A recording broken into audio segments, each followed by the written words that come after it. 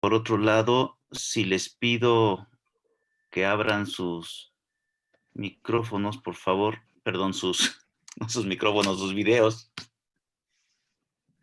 sí, para sacar la captura de pantalla del día de hoy.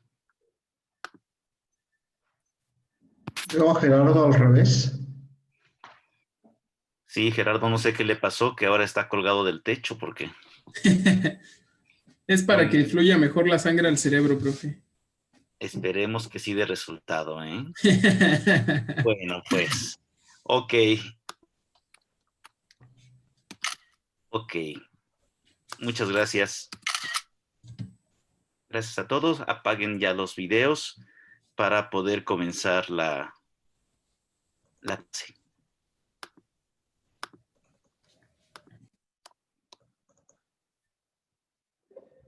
Jorge, cuando tú quieras. Sí, sí, ya voy a empezar a compartir. Sí.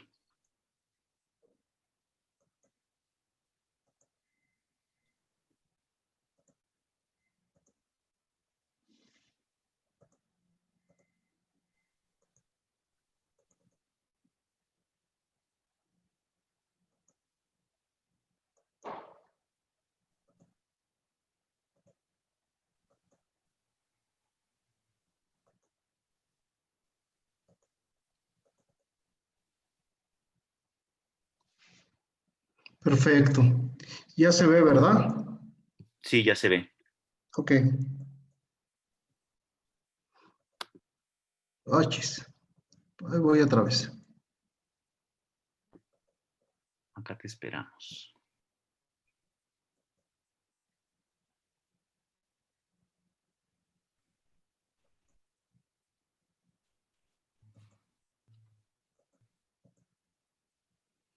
Perfecto. Ya estamos, ¿verdad? Ahora sí. Sí, estamos bien, sí. Bien, vamos a continuar entonces con aplicaciones de la biología molecular. La clase de hoy vamos a ver qué son los marcadores moleculares en el diagnóstico de enfermedades o de características de interés y cómo la biología molecular ha permitido identificar esos marcadores. Entonces, para comenzar, pues tenemos que ver qué es un marcador. Entonces, el concepto de marcador surge desde los experimentos que realizó Mendel en un monasterio. Recordemos que Mendel, pues eh, vivía en un monasterio, era un monje, él nació en 1822, en lo que ahora es en lo que antes era Austria, que ahora es la nueva República Checa, y él lo que empezó a trabajar es con chícharos. Pueden aquí ver esta fotografía donde él en el monasterio trabajaba con las características morfológicas, características de los chícharos. Entonces, él empezó a describir las primeras leyes de la herencia. Lo que es importante es que los marcadores morfológicos fueron utilizados para poder clasificar plantas. Aquí podemos ver en el caso de los chícharos, lo que hacía Mendel es que clasificaba a los chícharos con base en la forma de la semilla. Aquí podemos ver que es una semilla redonda y aquí podemos ver que está arrugada. Después podemos ver el color de la semilla. Aquí lo vemos amarillo, aquí lo estamos viendo verde. El color de la flor, que era color morado y color blanco. La forma de la vaina, vean cómo está lisa y cómo está como tipo contraída. El color de la vaina, que una es amarilla y otra es verde. La posición de la flor. Eh, es decir, empezó a clasificar a las plantas. Y de hecho, casi todas las clasificaciones de las plantas se hicieron con base en marcadores morfológicos. Cuando llegó la biología molecular, que se descubrió el DNA y empezaron a estudiar el DNA, bueno, pues esta clasificación ha cambiado. De hecho, muchas de las especies que estaban en algún género ahora ya se clasifican en otro género o es un género nuevo. Y eso lo hablamos tanto para plantas como para microorganismos. Aquí vemos los marcadores morfológicos, vemos un mapa genético del tomate. Podemos ver que podemos clasificar a las plantas de tomate, por ejemplo, con base en el color de las hojas, cuando es normal o está manchado, si es liso el fruto o es redondo, si es normal o forma oblonga. Si vemos por ejemplo, aquí estamos que con forma sin forma de pera, con forma de pera el fruto, si tiene pocos compartimentos dentro del fruto, si tiene muchos compartimentos, con base en el color de la fruta, si es amarilla o es roja, con base en el color de la flor y así consecutivamente. Existen muchos marcadores morfológicos que permitían la clasificación y de hecho estos marcadores morfológicos también ayudaron a rastrear la herencia. Entonces, muchas de las leyes que se conocen pues fueron planteadas con base en marcadores morfológicos y que algunas de ellas se siguen aplicando para la genética. Entonces, ahora lo que nosotros vamos a hacer, ya vimos que los marcadores morfológicos se utilizaron y ahorita vamos a ver una comparación, pero vamos a definir qué es un marcador y en particular qué es un marcador molecular para esta clase. Y un marcador molecular se refiere a cualquier molécula de tipo proteína o ADN, aunque existen otros marcadores, pero lo que nos vamos a enfocar en esta clase son los de proteína y ADN, pero pueden también ser lípidos, pueden también ser carbohidratos. Entonces, es cualquier molécula que esté dentro de la célula y que nos permita ver una característica como tal. Entonces, en el caso de esta clase vamos a decir que es una proteína o ADN de peso molecular o de tamaño conocido que sirve para monitorear un efecto fenotípico. En el caso del ADN, un marcador genético es un segmento de DNA con una ubicación física identificable en un cromosoma y cuya herencia se puede rastrear. Un marcador puede ser un gen o puede ser otra región de DNA que no codifique, es decir, una sección de DNA sin función conocida.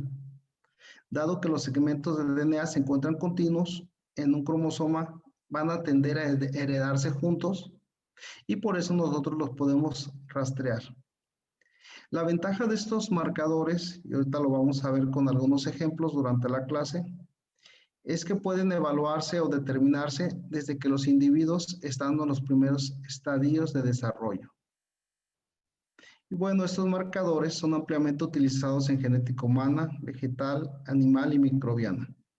Y nos permiten evidenciar variaciones o identificar polimorfismos en la secuencia de DNA entre dos individuos, modifiquen o no su fenotipo. Es decir, van a funcionar como señaladores de regiones en el genoma. Aquí cuando comparamos los marcadores morfológicos como los que estudiaba Mendel contra los marcadores moleculares, pues podemos darnos cuenta que los marcadores moleculares tienen muchísimas más ventajas. Por ejemplo, los marcadores moleculares no se ven influenciados con el ambiente, a diferencia de los morfológicos. En el caso de marcadores moleculares existe una cantidad ilimitada, mientras que los morfológicos pues es un bajo número. Los marcadores moleculares tienen amplia cobertura en el genoma, tienen alto nivel de polimorfismo, son más informativos, se pueden analizar y ya lo vimos, ¿no? En el caso de las diagnóstico genético preimplantación, desde que el embrión tiene 3 días, entonces desde las fases tempranas. A diferencia con algunas plantas de que nos tenemos que esperar hasta que el árbol, por ejemplo, produzca frutos. Y eso puede pasar hasta 5 años. Y después darnos cuenta que el árbol no tiene las características de la fruta que nosotros deseamos. Bueno, son más rápidos, sencillos y objetivos. ¿Hasta aquí alguna pregunta? Por favor, interrúmpanme. No, profesor, gracias. Muchas gracias. Interrúmpanme al momento que tengan alguna pregunta. Bien, les decía que los marcadores morfológicos son importantes indicadores de procesos biológicos normales y patológicos. Y básicamente son usados para indicar la presencia o el comienzo de ciertos trastornos. Podemos ver que dentro de las características es que son precisos, seguros y accesibles. Permite distinguir entre individuos sanos y enfermos. Tienen buen potencial para predecir la posibilidad de desarrollar la enfermedad. Y esto ahorita lo vamos a ver. Cómo vamos a ver unos marcadores que nos permiten saber si el individuo se va a enfermar y además en qué etapa, en qué edad se va a enfermar. Permite establecer patrones de desarrollo de la enfermedad. Son útiles para guiar, hacer un diagnóstico más exacto y mejorar los tratamientos. Son sensibles al cambio de enfermedad, son altamente sensibles. Ahorita vamos a ver cómo podemos identificar moléculas que nos permiten predecir si el individuo se va a salvar o si el individuo enfermo va a morir. Está muy interesante este tipo de marcadores. Generalmente son muy específicos y bueno, lo que es muy importante es que deben de ser validados en casos confirmados. Y vamos a ver un ejemplo que vamos a identificar determinadas proteínas, pero estas hay que confirmarlas en otros estudios de inmunohistoquímica para estar seguros. Aunque existen diferentes tipos de marcadores moleculares, los más importantes y los que vamos a ver en esta clase son los basados en proteínas y los que son basados en el DNA. Los que están basados en proteínas, pues por supuesto son proteínas de reserva, son enzimas o isoenzimas. Y los que están basados en el DNA, pues pueden ser RFLPs, RAPIX, AFLPs, SNP, microsatélite y BNTR. Estos tres primeros es polimorfismo, la longitud de los fragmentos de restricción, DNA polimórfico amplificado al azar y por mismo la longitud de los fragmentos amplificados, son técnicas que nos permiten evaluar diversidad genética en el DNA. Los SNPs son polimorfismo de un solo nucleótido, que son variaciones en un solo nucleótido. Y ya lo vimos la clase pasada. Vimos que con que cambiara un solo nucleótido, en el caso de la anemia falciforme, hace que cambie el aminoácido y entonces la hemoglobina es defectuosa y no permite transportar ni el oxígeno ni el CO2 de una manera adecuada. Entonces, un simple cambio de esos nucleótidos. Tenemos microsatélites que ahorita vamos a ver a qué nos estamos refiriendo. Vamos a ver un ejemplo muy interesante. Y tenemos las repeticiones en tándem de número variable, que es muy similar a los microsatélites, que ahorita vamos a ver el ejemplo, que son variables, son regiones que son variables y que nos permiten hacer identificaciones. Vamos a ver los marcadores basados en proteínas.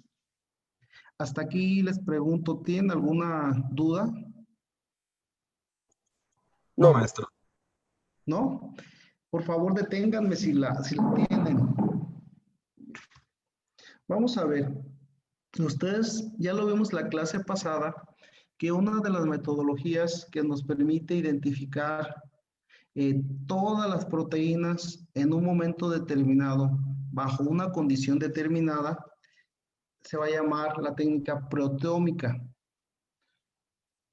Ómica viene de lo relativo a y proteo, pues de proteínas. Entonces, todo lo relativo a la proteína. Si es lipidómica, todo lo relacionado con los lípidos. Y así consecutivamente. Entonces, son las famosas ómicas. En el particular, en el caso de la proteómica, va a ser la metodología que nos permite estudiar y comparar cuantitativamente el perfil de proteínas presentes en un conjunto de células, tejido u organismo. Esto es muy importante, miren, en un momento determinado, bajo una condición en particular. Porque, ¿qué pasa? Si nosotros cambiamos las condiciones, muy probablemente lo que van a hacer los organismos es cambiar su perfil proteómico. Por eso es muy importante especificar en qué condición y en qué momento se está haciendo la determinación de proteínas.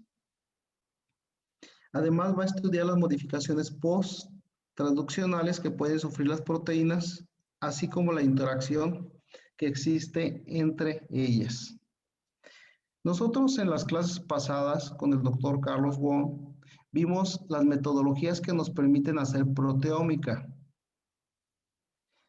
¿Alguien me quiere recordar cuáles son esas metodologías?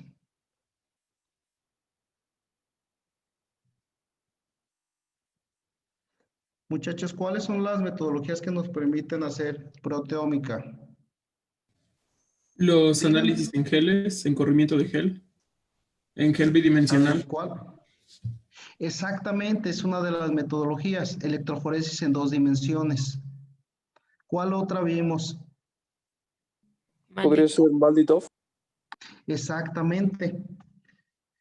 Se vio entonces espectrofotometría de masas y también tenemos microarreglos de proteínas, por solo mencionar algunas, ¿verdad? Que son las más importantes. Vemos aquí, por ejemplo, es una figura que salió en la revista Science y es del genoma humano, que vamos a hablar la próxima clase del genoma humano y vamos a ver esta misma diapositiva. Pero lo que nos está diciendo es que el proteoma es más complejo que el genoma. Ahora sabemos que una misma región puede codificar para algunas proteínas, porque hay edición. Entonces, aquí estamos observando todo el tipo de proteínas, bueno, no todo el tipo, la mayoría de las proteínas que hay, y luego los porcentajes también estamos observando que no se conoce la función de muchas proteínas. Bien, habíamos visto la clase pasada, en la clase del doctor Carlos Wong, en clases pasadas, la electroforesis bidimensional en gel de poliacrilamida. Y ustedes seguramente recordarán que la primera separación de las proteínas está basada en el punto isoeléctrico. Acuerden que se ponía un detergente y luego se ponía beta-mercaptoetanol. Recuérdenme, aquí el detergente que les dijo el doctor, que daba cargas negativas, SDS. el SDS, aunque pudieran utilizarse otro tipo de detergentes, y también utilizábamos el 2-mercaptoetanol, ¿se acuerdan? Que decíamos que era en condiciones reductoras. ¿Qué hacía el 2-beta-mercaptoetanol? Elimina puentes disulfuro. Exactamente, ayudaba para que se pudieran separar las proteínas en las diferentes subunidades.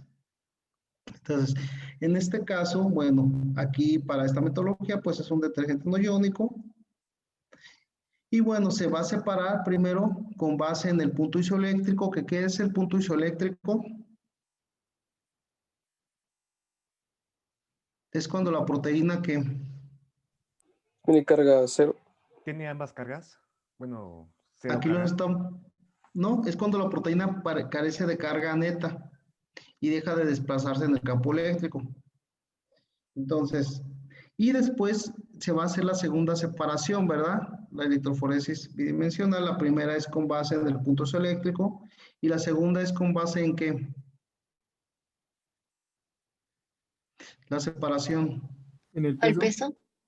Con base en el peso molecular. Acuérdense que estas son proteínas y aquí sí podemos decir que es con base en el peso molecular.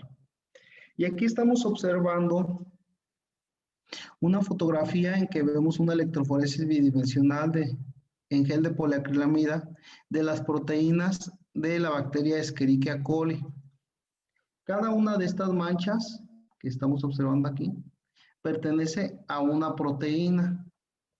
Entonces, para poder observarlas de esta manera, lo que se hizo que la bacteria fue alimentada con una mezcla de aminoácidos marcadas con radioisótopos. Aquí podemos observar hasta 2000 proteínas. Entonces, ¿qué es lo que hacemos? Bueno, pues con una punta de micropipeta tomamos la proteína y la analizamos con MALDI-TOF para poder identificar a las proteínas. Recuerdan que eso ya se vio, ¿verdad, muchachos? Entonces, de aquí nosotros podemos identificar marcadores moleculares, basados en proteínas. Aquí estamos observando, este es un artículo en el que vemos un paciente que está sano y tenemos un paciente que tiene cáncer de colon. Aquí observamos los geles, estos dos, el A y el B, son las proteínas que se obtiene de un paciente que tiene el colon normal. Y en el caso del C y el D, estamos observando geles de 2 dimensiones en el cual el paciente tiene cáncer de colon. Ya desde que estamos observando la imagen A y la imagen C, podemos darnos cuenta de que existen muchísimas más proteínas en el caso de los pacientes con cáncer, de cáncer de colon. Entonces, ¿qué es lo que se hace? Bueno, pues que se identifican estas proteínas que en este caso los autores les parecieron más interesantes, estas que están en circulito, y lo que hicieron fue identificarlas. Aquí lo que es importante es que nosotros podamos identificar a las proteínas que se sobreexpresan o que dejan de expresarse para poder tratar de identificar los genes que están influyendo y con eso nosotros poder desarrollar un medicamento. Por ejemplo, si estamos observando que se sobreexpresa muchísimo una proteína, bueno, pues trataríamos de generar un medicamento como un RNA de interferencia que se pegue al RNA mensajero de esa proteína que se está sobreexpresando y con eso tratar de que no se desarrolle la enfermedad o ver que ya no, o sea, que sea un tratamiento contra esa enfermedad. Lo que es muy importante y que les decía hace un momento es que aparte de que se identifican, pues hay que corroborar que efectivamente esas proteínas sí se estén sobreexpresando y para eso hay que hacer inmunohistoquímica. Entonces, algunas de estas proteínas se probaron, se confirmaron por inmunohistoquímica y aquí se observa, miren, en tejido normal de colon, en el caso de que tengan tumor, y en el caso de que tengan otros pacientes con metástasis, que es cuando ya el cáncer pues se dispersó. Aquí tenemos algunas de las proteínas. Vemos que en tejido normal, pues prácticamente las proteínas que están aquí marcadas no se están sobreexpresando. Aquí podemos que, bueno, que esta proteína sí se observa que está sobreexpresada, pues esa no nos va a servir porque está sobreexpresada en las 3 etapas. Pero las demás vean, por favor, como aquí no hay absolutamente nada, como aquí se empieza a sobreexpresar y aquí, pues es el máximo. Entonces, hay que confirmar que aquí, por ejemplo, esta proteína de choque térmico de 60 kilodaltons, vemos que no está sobreexpresada, no se produce en el caso de un paciente normal.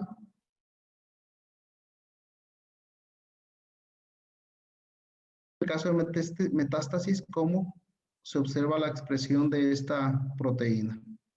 Entonces, una vez que ya hemos confirmado que esas son las proteínas que se están sobreexpresando en los pacientes que tienen una enfermedad, en este caso en particular con cáncer de colon, pues lo que hay que hacer es que hay que desarrollar fármacos para tratar de bloquear esa proteína.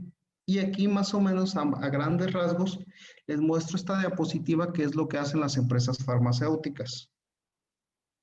Aquí tenemos una persona que está sana, se toma una biopsia de piel, se hace el perfil proteómico por las metodologías que ustedes ahorita me acaban de mencionar y observamos las proteínas. En el caso de un paciente que tiene melanoma, hacemos exactamente lo mismo, tomamos la muestra de tejido, se hace la electroforesis de 2 dimensiones, la primera separación con base en el pH y la segunda con base en el peso y observamos que aquí, que está aquí marcado, hay una proteína que está sobreexpresada, pero que está ausente en el paciente que no está enfermo. o más bien en la persona que no está enferma. Entonces, ¿qué se hace? Se corta este pedacito de gel y se hace el análisis de identificación por MALDI-TOF. Y después que se identifica, se conoce la estructura y se puede ya bloquear con algún fármaco o bloquear con algún RNA de interferencia para que se pegue al RNA mensajero que se va a traducir en esta proteína. Y bueno, pues eso es muy importante que se haga este tipo de análisis para buscar medicamentos. ¿Hasta aquí alguna pregunta?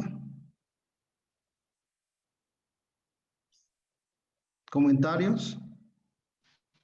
No, Profesor, ¿y eso qué tan común es que se realice? Es muy común, es muy común. Las empresas farmacéuticas están cada vez contratando más químicos que tengan mucha experiencia en biología molecular. Y pues es muy común eso para desarrollar medicamentos. Entonces, ustedes en este momento ya tienen el conocimiento de estas técnicas de electroforesis de 2 dimensiones. Ya saben cómo se analiza para identificar la proteína por MALDI-TOF. Y ya saben, inclusive, con la secuencia que obtengan del MALDI-TOF, pueden modelar estas proteínas con los programas que ya les mostramos también en la clase que dio el doctor Carlos Wong. Es decir, ustedes ya tienen los conocimientos. A todos nos queda claro que ya cuando se aprende bien es cuando ya están trabajando.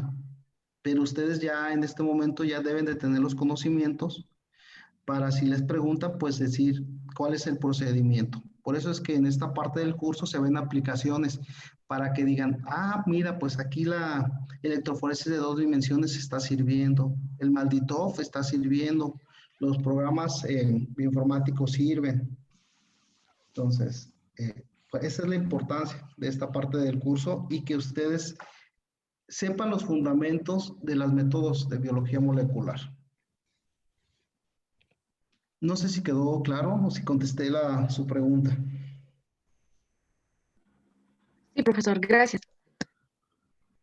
¿Alguien más que tenga comentarios o preguntas? No, profe. Ok. Miren, utilizando estos marcadores de proteínas con los procedimientos que acabamos de mencionar, han permitido el desarrollo de nuevos métodos de diagnóstico y de tratamiento. Por ejemplo,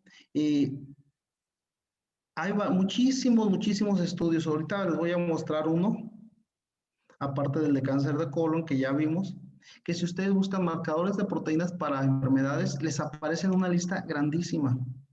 Algunos de ellos, alguno de estos, por ejemplo, se sabe que en el caso de la enfermedad del Alzheimer, que si en su familia sufren Alzheimer, pues hay que estar monitoreando al paciente. Ahora ya se sabe que la beta secretasa, que la proteína beta secretasa empieza a aumentar cuando el paciente va a enfermar de Alzheimer.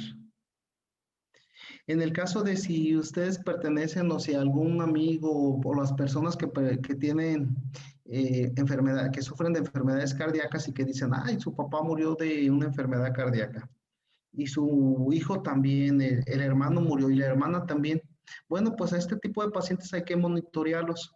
Gracias a los métodos de proteómica, se sabe que cuando te aumenta la interleucina 6, interleucina 8, proteína amiloide, A, fibrinógeno y troponinas, es porque te va a dar un infarto. Entonces, es más fácil estarte monitoreando y checarte estas proteínas para que, pues, darte el tratamiento antes de que te suceda. Entonces, nos ayuda a prevenir este tipo de estudios.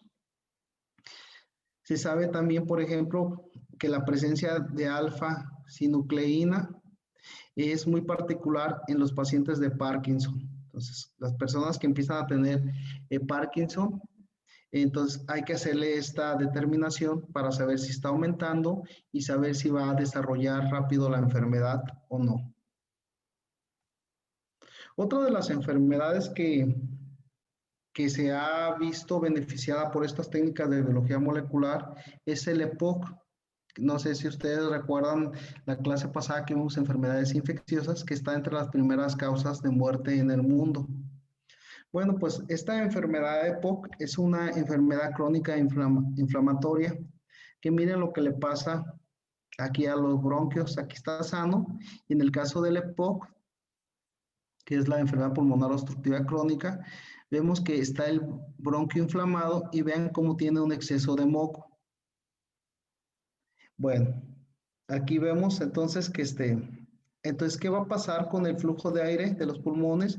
Pues que se va a ver mermado, ¿verdad? Porque pues está inflamado y hay moco, entonces estas personas tienen muchos problemas para respirar, tienen mucha tos, producen mucho moco, y son estas personas que cuando hablan se oye como que silban.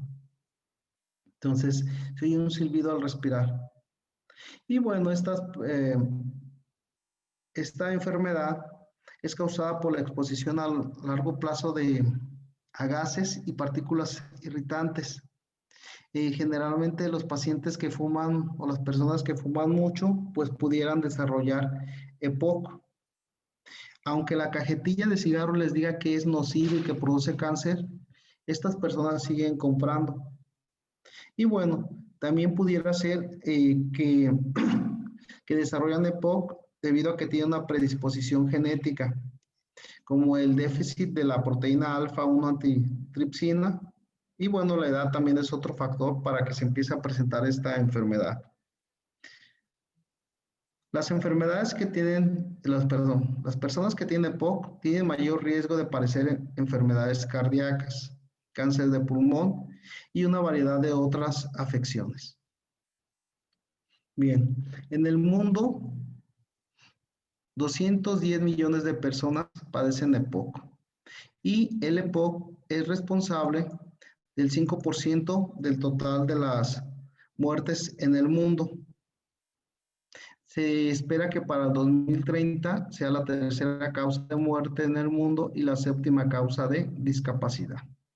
En México, el EPOC afecta al 7.9% de la población. Bien, pues a este tipo de pacientes hizo este análisis proteómico. Y bien interesante porque con estos marcadores de proteínas podemos nosotros identificar si el tratamiento está siendo eficiente. ¿Cómo se hace? Pues con la determinación de eosinófilos en sangre y fibrógeno. Podemos también decir si el paciente tiene muchísima inflamación, ¿qué se utiliza? Bueno, pues la interleucina 6, interleucina 8, el factor de necrosis tumoral alfa y la bilirrubina. Si están aumentados estas proteínas, pues quiere decir que el paciente pues está inflamado. Pero si se aumentan todos los marcadores de fibrinógeno, proteína C reactiva, interleucina 6, interleucina 8, la bilirrubina total, la proteína surfactante, quiere decir que el paciente tiene una alta predisposición para morir. Entonces, con este tipo de análisis sabemos si el paciente se está complicando, está habiendo inflamación. Podemos ver también que el tratamiento se está haciendo exitoso porque disminuyen todos estos marcadores de proteínas, y podemos también darnos cuenta de que el paciente ya muy probablemente va a morir por el aumento de estas proteínas. Entonces, pues es muy interesante porque podemos saber el curso de la enfermedad y nos está ayudando a ver pues el término de la enfermedad o la muerte del paciente. ¿Preguntas? ¿Alguien que quiera comentar algo, preguntar algo? ¿Nadie? No, profe, todo bien. Ok, bueno. Todo bien, profe. Perfecto, muchas gracias. Sí, contéstenme que no hay preguntas porque de repente digo, no se me habrá ido el internet. Bien, vamos a ver, ya que vimos esos marcadores Ya vieron que esas proteínas nos permiten identificar la enfermedad, el curso de la enfermedad, el éxito del tratamiento, inclusive la mortalidad. Ahora vamos a ver que existen también regiones, genes que nos permiten identificar también enfermedades o alguna característica morfológica de interés, o regiones que no codifican, que también pueden ser utilizadas como marcadores. Y para eso utilizamos varias técnicas que ya las mencioné hace un momento. Vamos a ver algunos ejemplos de ellas. Una de ellas son los microsatélites, o también se les llama regiones en tándem de número variable. Regiones en tándem en grupos de número variable. Estos microsatélites, que también se les puede llamar STR o SSR, repeticiones de secuencias únicas o repeticiones simples en tándem, o BNTR. Es lo mismo para estas. Lo que quiero es que pongan atención en qué consisten. Consisten en un fragmento de DNA de unos cuantos nucleótidos de longitud, generalmente es de 2 a 6 pares de bases, que se repiten en tándem y están distribuidos en todo el genoma de eucariotes. En particular, pues del humano, vamos a ver algunos ejemplos. Miren, aquí podemos ver cómo se repite CAG, CAG, CAG, CAG, CAG y CAG. Entonces, ¿cuántas repeticiones tenemos aquí del CAG? Muchachos, ¿cuántas repeticiones hay del CAG? 6. Hay 6. Entonces, vamos, estos son STR, repeticiones cortas en tándem. Entonces, ahorita vamos a ver cómo se utilizan estos microsatélites o estos marcadores moleculares de DNA. Lo que es también importante que sepan es que se utilizan para ver diversidad, se utilizan para ver el análisis de parentesco, estos análisis de si es el hijo, no es el hijo, bueno, pues hay que hacer un estudio de paternidad para predecir enfermedades o para conocer la gravedad de una enfermedad. ¿Se acuerdan la clase pasada que vimos la enfermedad de Huntington? Que era un trastorno degenerativo que aparece a la mitad de la vida. ¿Se acuerdan de que estos pacientes lo que hacen es que tienen una proteína neuronal dañada y entonces pues empieza a haber un daño neurológico degenerativo?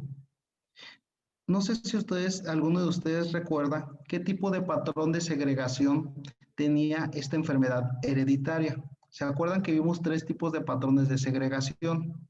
Que era autosómica dominante, autosómico recesivo y recesivo ligado al cromosoma X.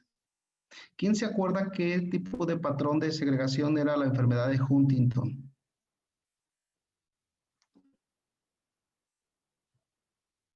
A ver, díganme una de las 3.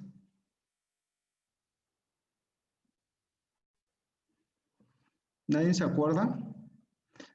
Bueno, es autosómica dominante. Tienen que leer, muchachos, ¿eh? Acuérdense, revisen los videos, lean, anoten durante las clases. Tienen que estar anotando y el video que les sirva para recordar, pero sí vayan registrando las clases, por favor. Bueno, este tipo de enfermedad de Huntington, que ya vimos que cómo se heredan los alelos la clase pasada,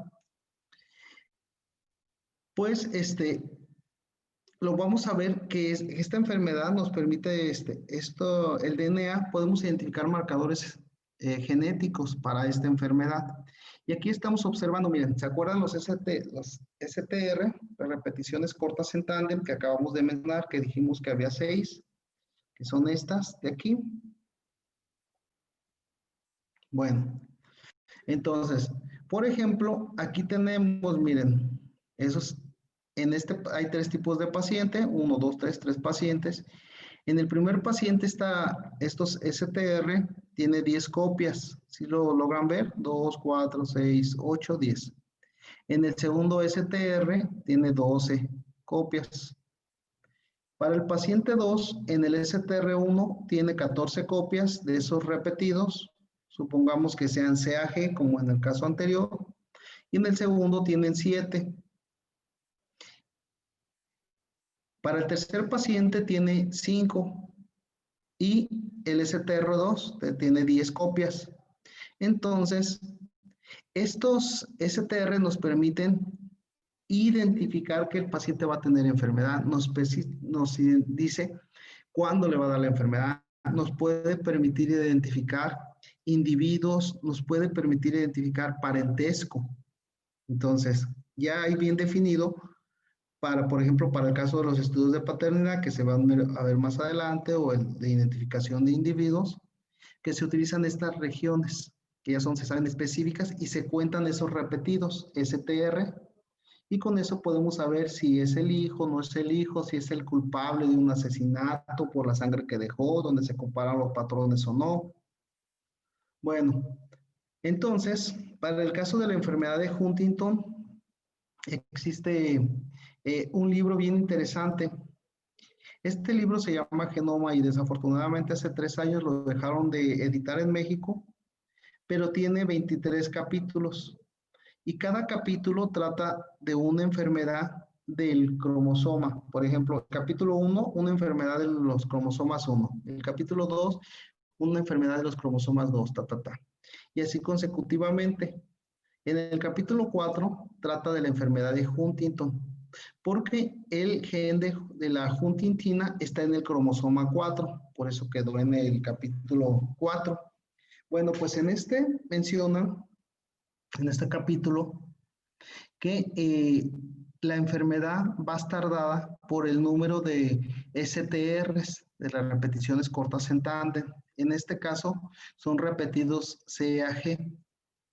Entonces, si el paciente o si la persona tiene 39 repeticiones de ese repetido CAG en el gen de la huntingtina, esa persona tiene el 90% de probabilidad de desarrollar demencia y que el inicio de los síntomas comience a los 66 años.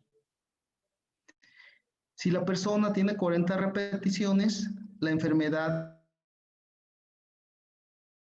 de demencia, bueno, los síntomas de demencia para los... Si tiene 41, la enfermedad va a comenzar a los 54 años. Si tiene 42, a los 37 años. Y así están observando que entre mayor número sea de repetidos, la enfermedad va a comenzar a una etapa más temprana. Si tiene 50 repetidos, a los 27 años. Y se ha visto que si el paciente o si la persona tiene más de 55 repetidos, va a desarrollar demencia desde la juventud, alrededor de los 15 a 16 años. Entonces, no solamente estos marcadores basados en el DNA nos dice que va a tener la enfermedad, sino también nos puede predecir a qué edad va a empezar a desarrollar los síntomas de la enfermedad. Entonces, está muy interesante estos marcadores moleculares basados en el DNA. ¿Preguntas hasta aquí? Yo, Profesor, Sí, adelante. así que este primero. gracias. Y dependiendo del número de repeticiones también tiene que ver con la evolución de la enfermedad, o sea, qué tan rápido progrese. Sí, podemos, es que depende para qué enfermedad. En la próxima clase les vamos a poner un video donde viene, es un video que ya es un poco viejito, es del 2003, pero representa súper bien este tipo de marcadores. Y se va a ver el diagnóstico genético por implantación, que lo vamos a ver en la próxima clase. Pero sí va a depender del tipo de enfermedad. En este caso, pues sí se ha visto que sí, que entre mayor repeticiones, pues más rápido es el comienzo de los síntomas de la enfermedad. No sé si contesté tu pregunta o si no era eso lo que preguntabas. Bueno, me refería, bueno, sí, que tanto más número de repeticiones haya, pues va a ser más temprana la manifestación de los síntomas. Para este Pero, caso, ajá. sí. Para este ejemplo en particular de la enfermedad de Huntington, sí. pero también con la evolución y el progreso de la enfermedad, o sea, que pueden evolucionar más rápido, no sé, en cuestión de meses a años, considerando también el número de repeticiones y también involucra esto. Te digo que va a depender para qué enfermedad. No es que en este caso, por ejemplo, se tiene el conocimiento que entre mayor repeticiones, más rápido se presenta la enfermedad, pero no en todas las enfermedades. Ok, sí, profesor, gracias. Entonces, depende de la enfermedad. Sí, la segunda pregunta, por favor. Era justo de cómo funciona la relación entre el número de repeticiones y la aparición de la enfermedad. En este caso. Sí, bueno, realmente no se conoce muy bien, por eso es que inclusive podemos utilizar marcadores que inclusive no sabemos, que pueden ser que ni siquiera codifiquen para genes, pero sabemos que si están presentes, se va a presentar la enfermedad. Entonces, Ok. es complicado, ¿eh? No es tan fácil, se puede identificar los marcadores. Por ejemplo, nosotros en el laboratorio trabajamos con osteoartritis. Entonces, eso encontramos que había unos repetidos, así esas regiones STR, que y también encontramos lo mismo que en los pacientes que entraban al hospital de rehabilitación. Esta es una tesis de doctorado de un alumno que ahora ya es investigador que trabaja ahí. Se encontró que entre mayor el número de repetidos directos, los pacientes desarrollaban osteoartritis más rápido para la población mexicana. Pero bien interesante, porque estos mismos repetidos en la población de Japón, aunque estuviera un mayor número, no pasaba nada, no desarrollaban osteoartritis. Entonces, no es que todos estos tripletes sean aplicables a todo el mundo, estos STR. Con esos experimentos, esos estudios que fueron ya publicados, eh, pues fue para la población mexicana. Debe de haber otros factores que estén influyendo, no sé, pero fue muy complicado porque los japoneses decían que no, pero luego unos chinos, un grupo chino dijo que sí. Entonces, hay una controversia con estos marcadores, pero para la población mexicana sí funcionaron. Ok, Entonces, gracias. depende de muchos factores. Miren, aquí tenemos otro ejemplo y ahora lo vamos a ver con plantas. No sé si ustedes conozcan al nogal. El nogal es este árbol que aquí está, que les estamos presentando. Y el nogal es el árbol que produce la nuez pecanera. Esta nuez pecanera, que ustedes, bueno, pues pienso que la mayoría de nosotros lo hemos consumido. Y esta se consume mucho en postres. La característica de esta es que tiene muchísimos lípidos poliinsaturados.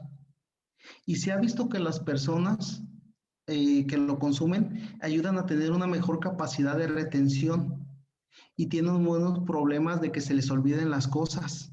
Entonces, la gente cuando se empezó a dar cuenta de esto, ahí en esa región, pues empezó a consumir mucho. Entonces, pero bueno, en general se consume mucho para los postres. Y solas, empieza a comprar uno y además ayuda a disminuir, al tener alta cantidad de lípidos poliinsaturados, te disminuye el colesterol también. Lo de la memoria no sé si sea verdad, pero todos lo comentaban cuando hicimos las colectas de esta hoja, pero lo que sí se sabe es que te disminuye el colesterol. Entonces, pueden consumir estas nueces y les va a disminuir el colesterol y los triglicéridos. Bueno, pues este árbol se caracteriza porque dentro de la misma planta tiene dos tipos de flores. Miren, estas que son protándricas, que se libera el polen, y estas que son protogínicas, que son las que reciben el polen. Entonces, en el mismo árbol pudiera ser que se polinice, pero generalmente lo que sucede con el fenómeno de evolución es que el árbol no abre las flores masculinas para que las flores femeninas reciban el polen al mismo tiempo, porque si no, se estarían como que no hubiera diversidad genética. Y en el caso de que hubiera una plaga, pues rápido acabaría con los nogales. Luego, lo que ha hecho la naturaleza es que primero se abren unas, si se abren primero estas, el árbol se llama protándrico, si se abren las flores masculinas, las que dan el polen. Si se abren primero estas flores femeninas, que son las que reciben el polen y que dan el fruto, se llama protogénico. En general, la época de abertura de las flores no coincide en el mismo árbol, aunque pudiera traslaparse 1, 2, 3 días, una semana. Entonces, lo que se hace es que más bien reciben el polen de otros nogales para aumentar la posibilidad de sobrevivencia. Entonces, se sabe que un árbol de nogal pudiera polinizar a todos los árboles de nogal del mundo. Pero entonces, lo que es importante es que se necesita poner, para que aumente la producción, poner árboles que son protogénicos y poner un árbol que sea protándico, de características deseables en la nuez, que sea grande, que tenga buena cantidad de ácidos grasos poliinsaturados, para que, bueno, la calidad de la nuez sea muy eficiente. Entonces, lo que se hizo, nosotros hicimos este estudio en la maestría. Esta parte de aquí de San Luis Potosí, Querétaro, es una zona productora de nogal. Entonces fuimos a colectar hojas de árboles, tienen que ser hojas tiernas porque después tienen muchos polifenoles y bueno, pues eso los polifenoles no les gusta a la PCR, ¿verdad? En particular a la TAC polimerasa, porque pues es alcohol y pudiera desnaturalizar la proteína y se hicieron marcadores de tipo AFLPs. Y aquí podemos ver las plantas protándricas y las protogénicas y se encontró que dentro de las protándricas había una banda. Por ejemplo, hagan de cuenta que es esta, que estaba presente en el DNA de las plantas que eran de los árboles que eran protándricos, es decir, que habían primero las flores masculinas y que estaba ausente en las protogénicas. Después se vio que el que tuviera esta banda, bueno, pues ya pudimos clasificar con base en este marcador molecular. No sabíamos ni para qué codifica, pero sabemos que está asociado en que hablan primero las plantas. Entonces, lo que se hace es que se siembran muchas de estas plantas y se siembran una o dos que son protándricas en las huertas de nogal. Y entonces se van a fertilizar con árboles que tienen buenas características. En este caso se seleccionaron con buenas características los protándricos y con eso se fecundaban todas las plantas protogénicas y con eso aumentó la producción con características deseables en la nuez. Entonces, esa bandita que todavía no sabemos para qué es, que ya después, bueno, ahora ya se sabe porque se mandó secuenciar y pues nos sirvió como marcador molecular en el área de agronomía. Bueno, y aquí se publicó, eso se trabajó en el CIMBESTA de tipo en Irapuato. Preguntas de los marcadores y su utilidad. ¿Alguien que quiera hacer algún comentario?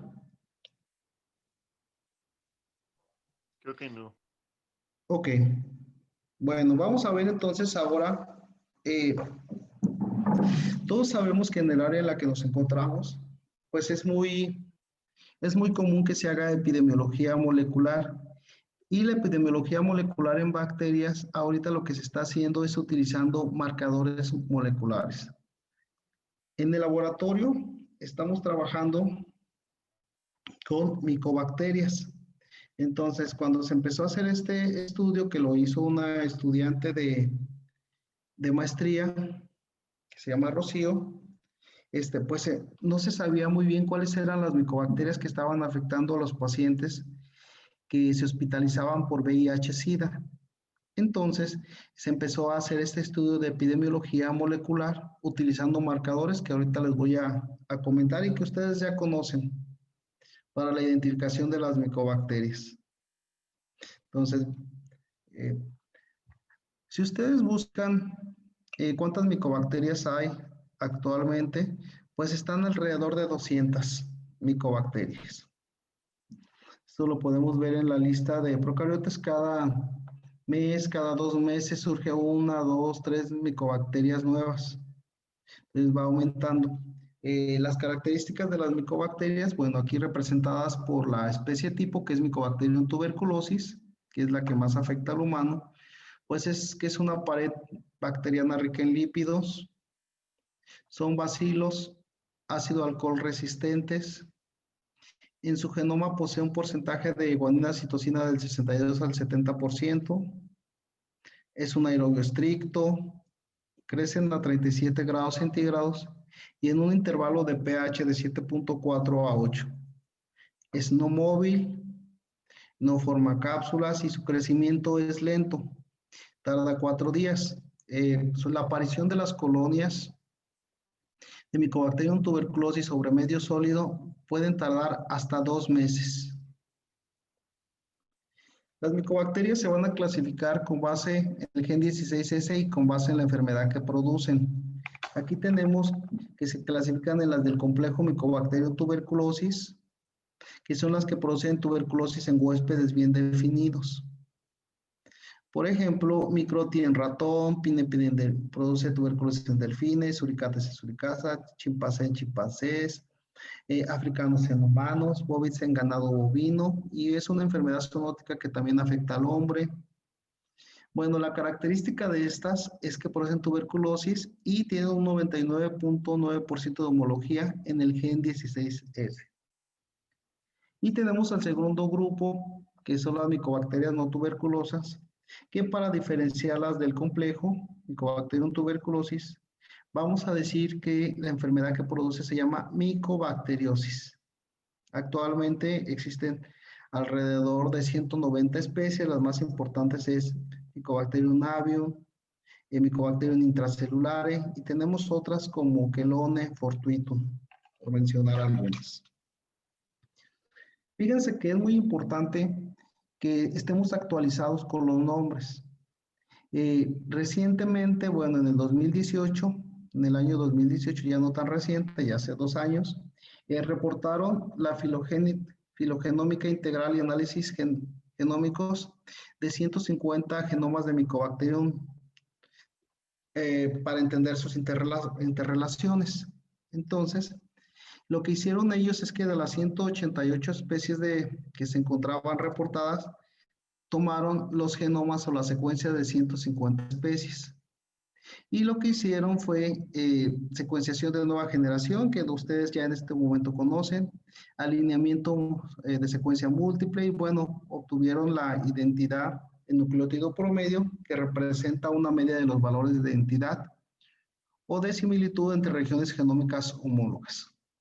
Ellos tomaron 1941 proteínas del género Mycobacterium, 136 proteínas del filón Actinobacteria y 8 proteínas conservadas. Y con este análisis muy completo, lograron identificar o lograron clasificar que las micobacterias de la familia Mycobacteriaceae se clasifican en 5 grupos. Ustedes recordarán, o seguramente ya les están dando esta nueva clasificación, que solamente existía el género Mycobacterium, que agrupaba todas las micobacterias.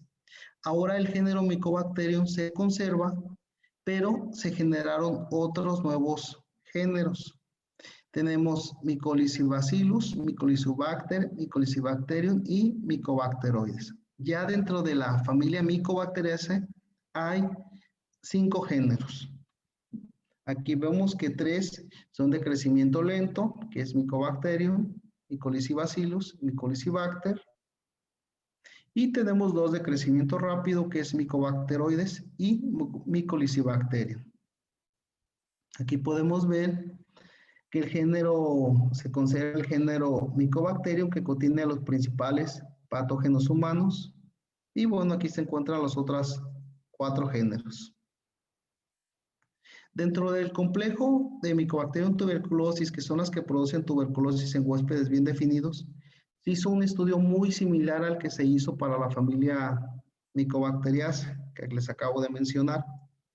Se hizo exactamente, se bajaron todas las secuencias de los genomas pertenecientes al complejo Mycobacterium tuberculosis. Se hizo prácticamente lo mismo y se encontró que todas las cepas que pertenecían al complejo Mycobacterium tuberculosis es la misma cepa, es Mycobacterium tuberculosis, que solamente son pequeñas variantes. Entonces, ahora se van a llamar, en caso de tuberculosis, se llama Mycobacterium tuberculosis variante tuberculosis, Mycobacterium tuberculosis variante bovis, Capre se llama Mycobacterium tuberculosis variante Capre, y así ya es como se deben de empezar a mencionar.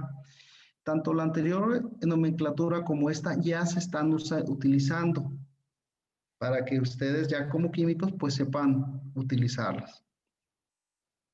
Y tenemos las micobacterias no tuberculosas que producen micobacteriosis. Aquí podemos ver que dentro de las micobacteriosis, bueno, de los agentes etiológicos, tenemos de crecimiento lento, crecimiento rápido.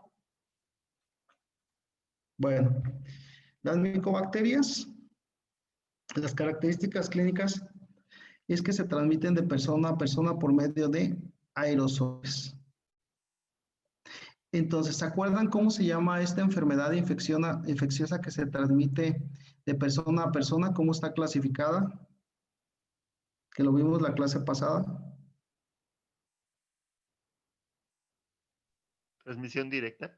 Transmisión directa. ¿Ven cómo todo es importante, todo lo que les estamos dando? Bueno, entonces aquí los pulmones son el órgano blanco. Aquí vemos este líquido gaseoso, que lo que hace es que la micobacteria forma granulomas y después se empiezan las micobacterias a utilizar los lípidos, es su principal fuente de energía cuando está en los granulomas, y entonces empieza a comerse por de alguna manera el pulmón. Después este líquido gaseoso que tiene micobacterias se va a vertir en el sistema circulatorio y bueno, entonces aquí los pacientes, pues por eso tienen sangre, ¿verdad? Tienen muchas flemas con sangre y tienen problemas para respirar porque pues ya quedan las cavitaciones en estos pulmones. La principal línea de defensa son los macrófagos, que son las células blanco. Y bueno, miren, cuando un paciente, una persona se infecta por primera vez, vamos a decir que es se va a infectar, una infección primaria, bueno, las micobacterias van a llegar hasta los alveolos pulmonares y una vez establecida la infección van a suceder 3 cosas. Que el paciente, que el sistema inmunológico sea muy eficiente y se elimine la infección, pero eso prácticamente no sucede. Hasta hace unos años se decía que era el 2%, ahora ya ni siquiera se pone el porcentaje porque se dice que prácticamente no sucede. En el 10% pasan directamente a tuberculosis activa, que es cuando el paciente presenta signos y síntomas, que es cuando el paciente está inmunosuprimido, como en el caso de los pacientes con VIH, que el 33% de los pacientes, a la tercera parte, está muriendo de tuberculosis. Y en el 90% de los casos, la infección es contenida en una infección que se llama granuloma. Y así es como está la 1/4 parte de la población mundial. O sea, 1 de cada 4 van a tener la infección en estado de latencia, donde el paciente no va a presentar ni signos ni síntomas. El diagnóstico de Mycobacterium tuberculosis generalmente se empieza por los signos y síntomas de la tuberculosis, que es fiebre, sudores nocturnos, tos crónica, secreción de esputo, dificultad para respirar progresiva, pérdida de peso, fatiga, hemoptisis, que es las flemas con sangre, y el dolor de pecho.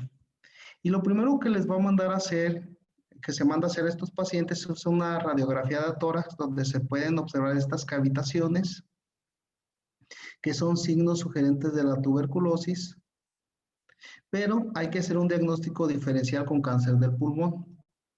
El problema con estos tipos de radiografías que sí que ayudan muchísimo, pero puede suceder que haya falsos negativos en el 1%, que aún es bajo el valor, pero en pacientes con VIH, SIDA, pueden subir hasta el 15% los falsos negativos.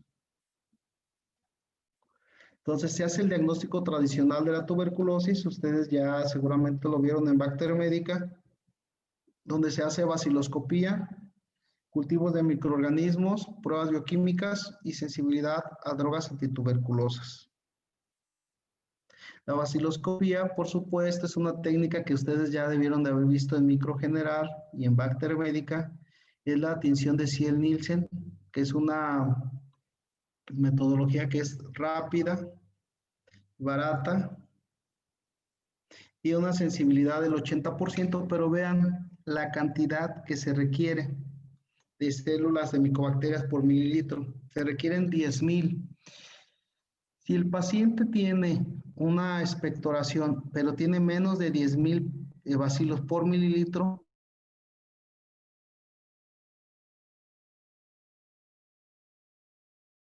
una técnica de muy baja sensibilidad.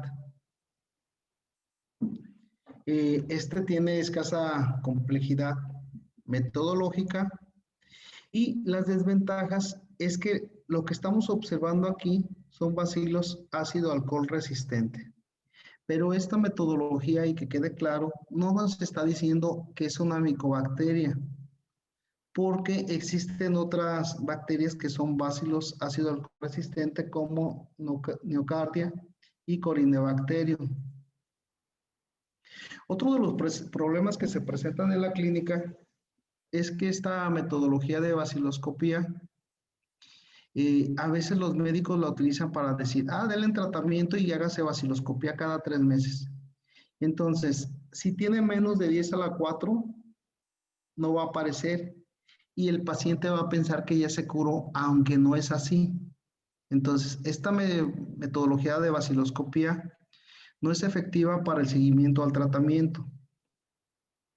Y bueno, como ya les dije, la ausencia de bacilos no descarta su presencia por la baja sensibilidad que tiene, especificidad que tiene. Del 20 al 30% de los casos de tuberculosis pulmonar son frotis negativos. Y ni siquiera nos está diciendo que es una micobacteria. Entonces se ha hecho cultivo de microorganismos, que son medios sólidos, el Oweste Jensen, el Stonebrick, el Middlebrook, que tarda de 10 a 24 días. Los métodos medios líquidos son un poco más rápidos.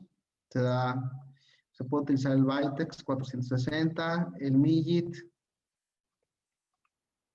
Y esta es la prueba del estándar de oro que se debe de hacer, porque vean la cantidad de bacilos que nos detecta. Está en el intervalo de 10 a 100 células por mililitro. Este es el tratamiento, bueno, la prueba que se debe de hacer para el seguimiento de la efectividad del tratamiento.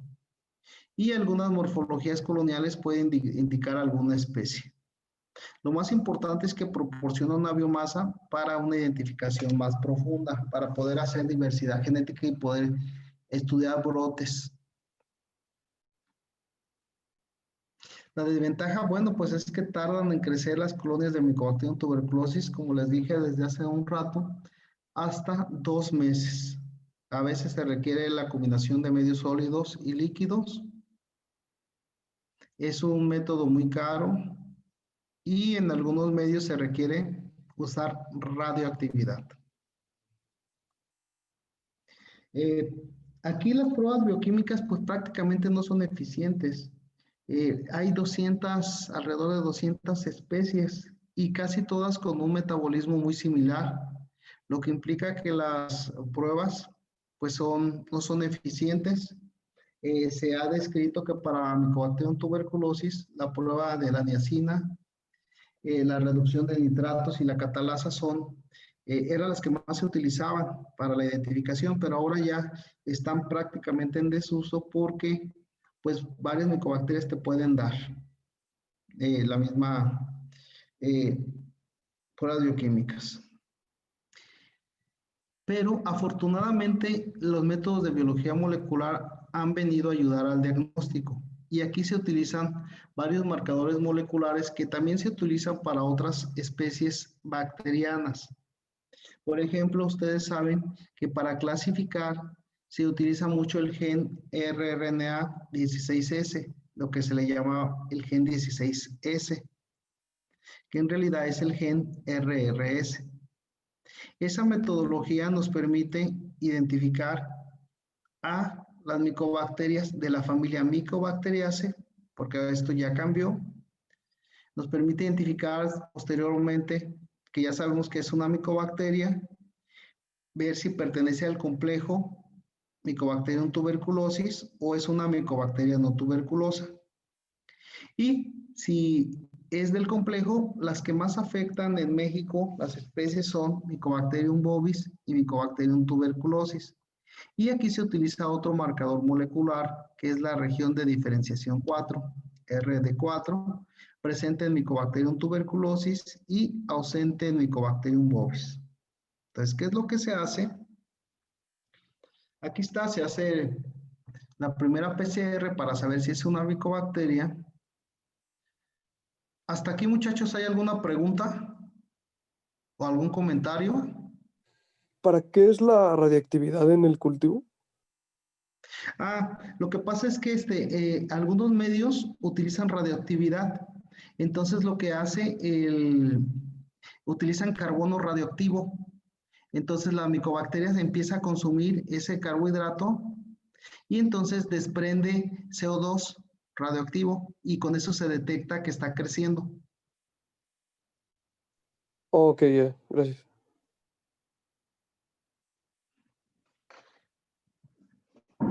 Bien. ¿Algún comentario, otra pregunta? ¿No? Bueno, la primera PCR que se utiliza los iniciadores RAC1 y RAC8, que son los nombres de un colaborador del doctor Jorge González, que ha venido al laboratorio, que es el doctor Cox, R.A. Cox, Robert A. Cox.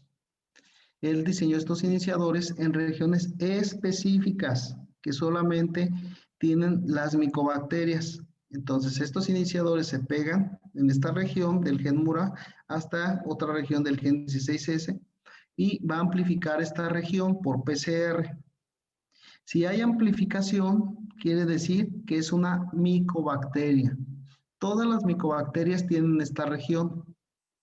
Entonces ya, ahora sí, las bacilos ácido alcohol resistente que obtuvimos del paciente se guardaron en medios de Lowenstein-Jensen y de ahí extraemos el DNA y le buscamos esta región, este marcador que nos está indicando que sí es una micobacteria.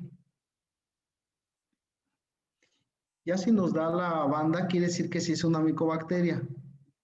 Y entonces ya estamos seguros que ya podemos continuar.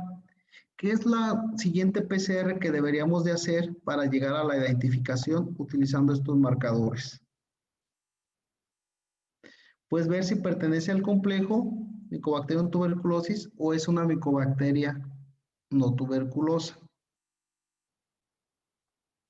Para lo cual, en esta misma regiones, se utilizan los iniciadores MTB, Mycobacterium tuberculosis F, MTB-R, que van a pegar aquí en estas secuencias. Y solamente las micobacterias que pertenecen al complejo van a amplificar una banda de 488 pares de bases. Si es una micobacteria no tuberculosa, si pertenece al grupo de las micobacterias no tuberculosas, no nos va a amplificar este DNA, este fragmento de DNA de 488 pares de bases. Entonces, si pertenece al complejo y es de un paciente, pues puede ser Mycobacterium bovis o Mycobacterium tuberculosis, lo más probable, y se utiliza este marcador, la región de diferenciación 4, presente en Mycobacterium tuberculosis y ausente en bovis.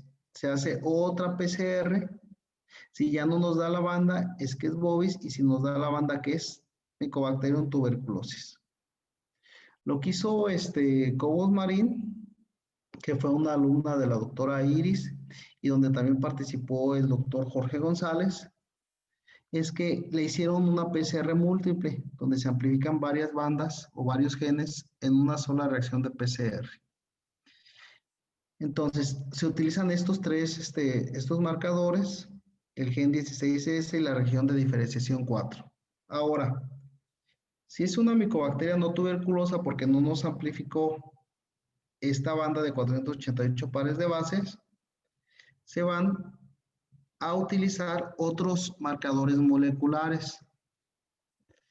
El gen RPOB, que codifica para la subunidad beta de la RNA polimerasa, que es el sitio catalítico cuando se lleva a cabo la transcripción.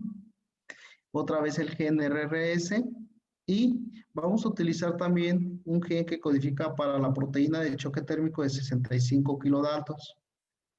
Y vamos a hacer una prueba de RFLP, que es análisis de los patrones de restricción, que ahorita vamos a ver en qué consiste. Aquí estamos observando el gen RPO beta. Existen varias metodologías en las cuales se utiliza este gen. Este gen también permite clasificar a muchas de las bacterias. Es como el gen 16S porque es un gen ampliamente conservado. Y bueno, lo que se hace es que se amplifica por PCR un fragmento y ese fragmento se manda a secuenciar. Entonces, para mandarlo a secuenciar, lo que hay que hacer es purificarlo. Se purifica en un gel de agarosa con un kit de purificación. Luego lo que te piden donde se manda a secuenciar es ver el producto ya purificado. Se debe de ver, les piden que carguen 2 microlitros y entonces ya ahora sí, con esto llevan el producto de PCR purificado. Nosotros lo llevamos al Instituto de Fisiología de la UNAM para hacerlo por la secuenciación automatizada de Sanger. Y lo que hacen es que te mandan la secuencia. Nosotros, aquí está la secuencia. Esta secuencia se selecciona y se buscan las regiones, se compara por la herramienta BLAST y ya nos dan las especies. Vean, entonces la que tiene más porcentaje es Mycobacterium gordone y lo más probable es que esa micobacteria sea gordone. Para el segundo método que se utiliza el marcador RRS, el gen 16S, se sabe que existe esta región de diferenciación 2, la región B2. Y esta región es diferente para todas las especies hasta ahora descritas. O eso es lo que se creía, porque ya en la vida real, pues no es así. Ahorita vamos a ver que nos puede dar el 100% para varias especies. Entonces, se amplifica otra vez como la primera PCR que ya vimos y se purifican estos fragmentos y se manda a secuenciar con el iniciador RAC8 porque está cercano a la región B2, que aquí está, que es el gen 16S. Se purifica, nos mandan la secuencia y estos 139 nucleótidos van a corresponder a la región B2 y entonces se compara. Y ven aquí, nos da el 100%, aunque en principio se supone que es diferente esa región para todos. Por eso es que se deben de hacer 3 metodologías, porque si ustedes nada más hacen esta, pues se van a dar cuenta de que les da el 100% para muchas. En este caso dice que es una clona no cultivable, pero en muchos casos nos da mucogénico, fortuitum, Mycobacterium fortuitum, nos da muchas especies de la familia Mycobacteriaceae con el 100%, por eso es que se deben de hacer las 3 metodologías que les estoy mencionando para las micobacterias no tuberculosas. Y tenemos la técnica de los análisis de patrón de restricción, donde se amplifica el gen que codifica para la proteína de choque térmico de 65 kilodaltons. Se amplifica para los problemas, ya saben que siempre en la PCR hay que poner el control positivo de una micobacteria, el control negativo, que es agua en lugar de DNA.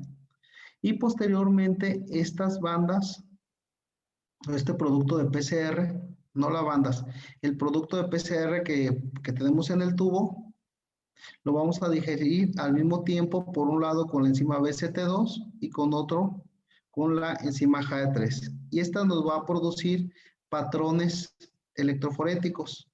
Una banda de 320, otra banda de 115, otra banda de 140, 85 y 55. Y lo que hacemos es, lo comparamos contra una base de datos que ya está. Aquí está, mira, 320 con BST, 320 y 115. Y con JAE3, ¿qué es esto? Ya vamos aquí, 320, 115, 140, 90 y 60. 140, 90 y 60. Pero vean también aquí que hay otra exactamente igual. ¿Cuál de las dos es? Por eso se hacen las tres metodologías, por eso se hacen, para poder después hacer un consenso. Si aquí me da mucogénico, y acá me da mucogénico, ni acá me da mucogénico, ni fortuito, pues bueno, ya con el consenso, pues ya la especie es Mycobacterium mucogénico. Entonces la identificación no es tan fácil.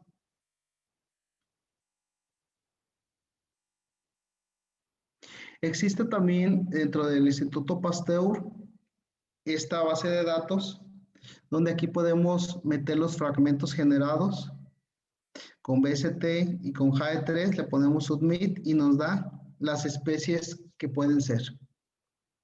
Entonces ya ustedes obtienen el consenso y entonces ya pueden saber cuáles son las especies que están afectando a los pacientes con VIH.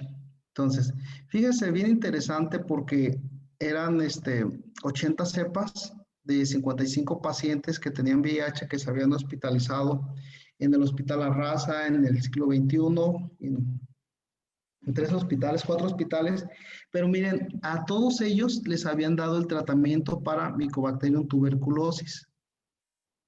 Y resultó que cerca del 25% no era Mycobacterium tuberculosis, el tratamiento se estaba dando mal.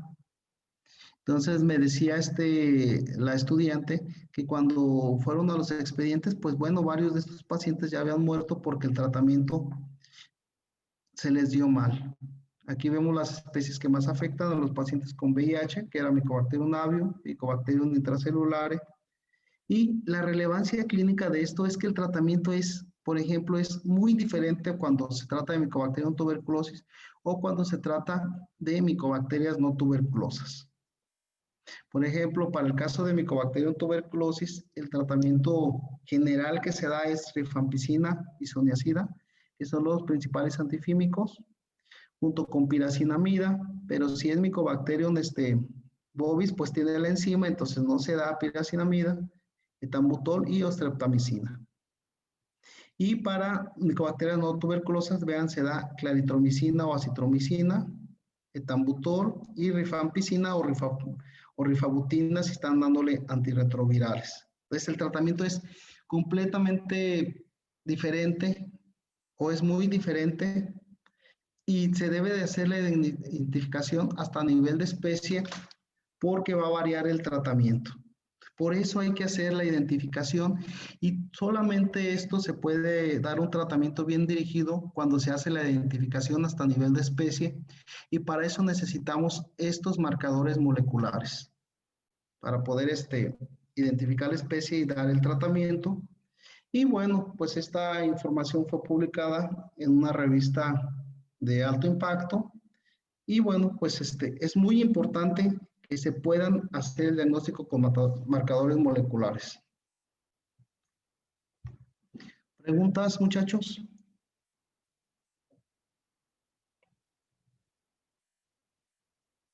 No, profe. ¿Comentarios?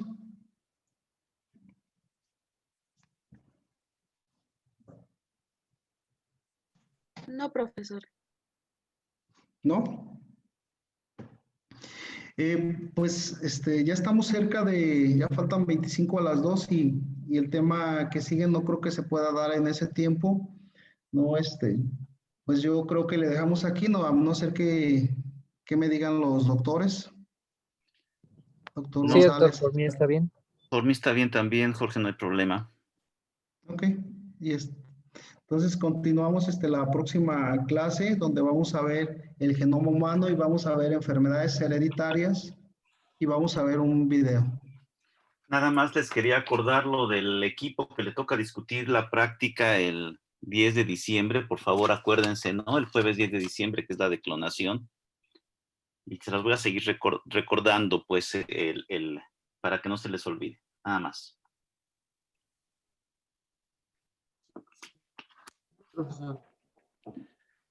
Pues si no hay preguntas, entonces nos vemos el próximo jueves a las 11. Perfecto. Gracias. Hasta luego, Gracias. entonces. Hasta luego. Adiós. Buen día. Hasta luego. Hasta luego. ¿No? Hasta luego. Hasta luego, profe. Hasta luego. Hasta luego.